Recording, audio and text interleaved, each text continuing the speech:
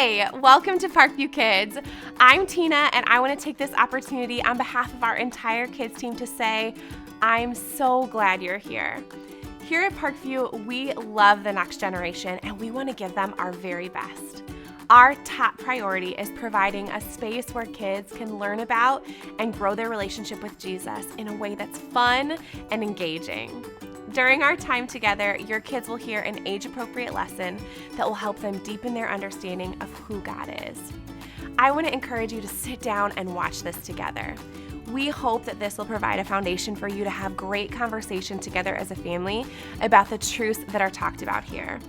And make sure you stick around after the video to hear about some more great resources that we have for you and your family. All right, are you ready to get started? Let's go. Hey, welcome to Storyland. This week, we're taking a look at how very important it is to take a look at yourself.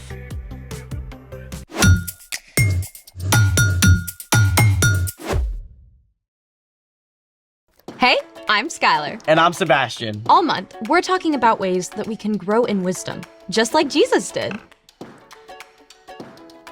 Hey, it's a really good idea to do a mirror check before you go on camera.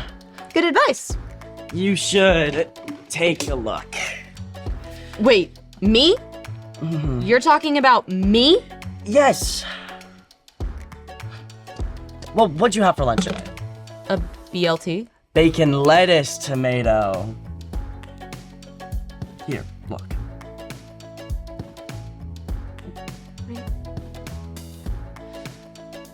A tiny microscopic piece of lettuce?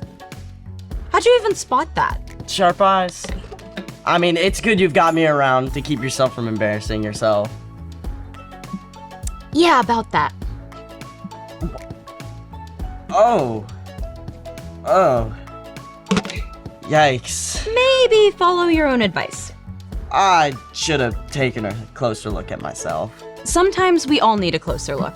Want to practice? I think I need to. Let's do it!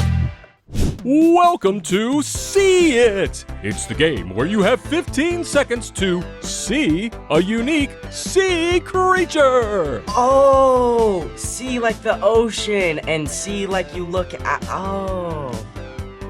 Yeah, we got it. You all can do this with us. Get ready. For your first challenge, you're looking for this clownfish in a coral reef. It's time to see it! I don't even know where to look. Do you guys see it? It's so colorful. Oh, wait, is that? No. Come on. Got it! Wait, where was it? Oh. Yeah, I should have seen that. I can do better. Here's your second See It challenge! Find this purple bat star in the kelp forest! Bat star? Kelp forest? And now, it's time to see it! Oh, this one's even harder. So pretty. Can you guys see it? It's gotta be... Wait. I see it! Where? Right over there! Way to go! You spotted the bat signal. Can we look for one more? In a little while. But right now, it's time to look at... The story before the story! Today, we're in the book of Matthew. Matthew is one of the 4 books called the Gospels. These books tell the story from the life of Jesus.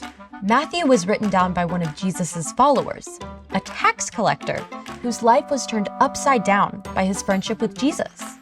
When Jesus was about 30 years old, he began to travel from town to town, teaching and healing. Everywhere Jesus went, big crowds gathered. Many sick people were desperate to be made well, and Jesus healed them. But Jesus also cared about people's hearts and minds. So, he showed them what it looks like to love God and love others. Which is where our story starts. Take it away.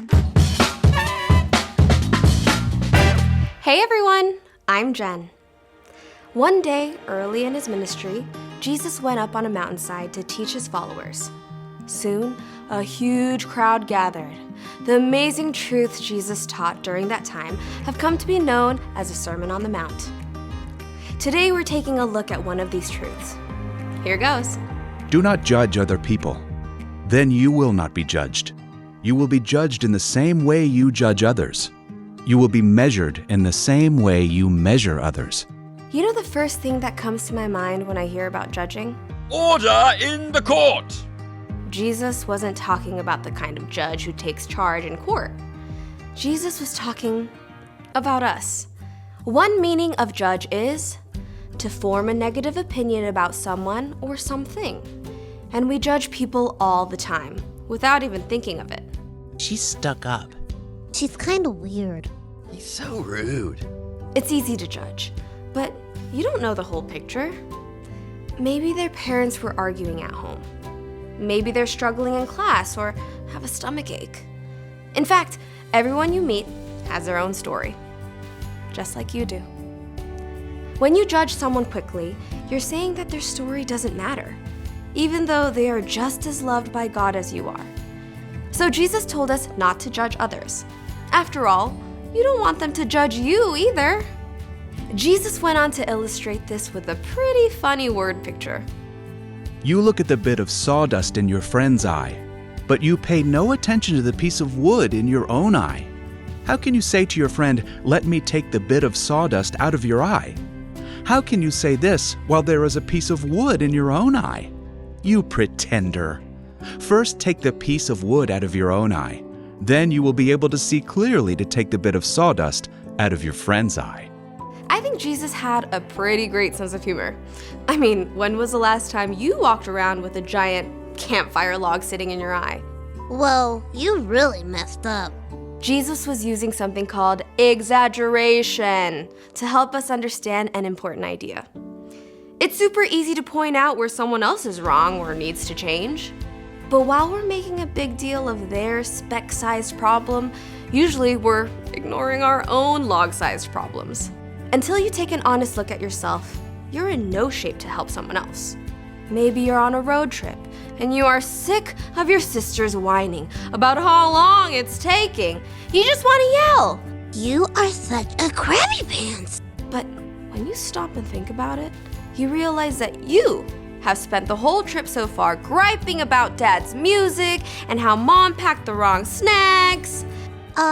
Everyone, I'm sorry for complaining so much. This doesn't mean that you should never help others grow, but Jesus made it clear that your first priority is to ask God to help you look at yourself and see where you can change.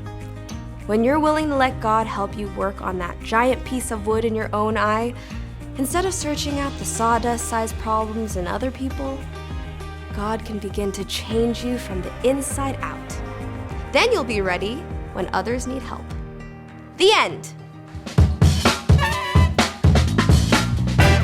Gotta say, I am way better at seeing what's wrong with other people. It's like default mode. For real, it takes some time and practice to look at yourself first. So, what's our part in the story? Well, learning to look at yourself, both the good and the bad, can help you learn wisdom. Wisdom is finding out what you should do and doing it. Like treating others with kindness instead of judging them. Honestly, a lot of times, I just forget. Looking at what I need to change can feel not good. It's important to remember that God made you and loves you, no matter what you struggle with. The love is so deep, God wants to help you become more and more like Jesus. One place to start is by taking a look at what bugs you most about someone else. Often it's something that you struggle with too. Like, if I get annoyed with the kid who always argues with the teacher. Start paying attention to whether that's something you do too. It's like we all have these blind spots about ourselves. That's true. Another way to see yourself more clearly is to pay attention to your emotions. When you get angry or feel anxious, what's behind it? Big emotions can actually give you a clue to areas where you might need some help. Sometimes I find myself upset or on the edge and I don't even know why. That's a great time to stop and ask God to show you what's going on inside of you. Get curious. God might even lead you to ask a parent or trusted adult about it too. Get curious about me. I like that. When you allow God to change you from the inside out, then you're in a much better place to make wise choices. And help others who need you. I think you've got it. See you next time. So here's the thing. When you see yourself clearly, you can make the wise choice. And we can all use some seeing practice. Ready for another round of See It? You betcha! For your next challenge, find the thorny seahorse in the seagrass meadow. Thanks for joining us in the Story Lab. See you next time. It's time to see it. That was a tricky one. There's a lot of stuff in this one. Wait, is that? Oh, no, that's not it. Thank you so much for tuning in today. We hope that the truths found in this lesson will take deep roots in your family. Speaking of your family, we want to walk alongside you on this journey. We have an awesome resource for you called the Parent Hub. Every month, we share new relevant resources for each of our age groups, birth through high school. Visit theparenthub.org to find out more. We are rooting for you and your family. Keep up the hard and wonderful work of pointing your kids towards Jesus. We love you.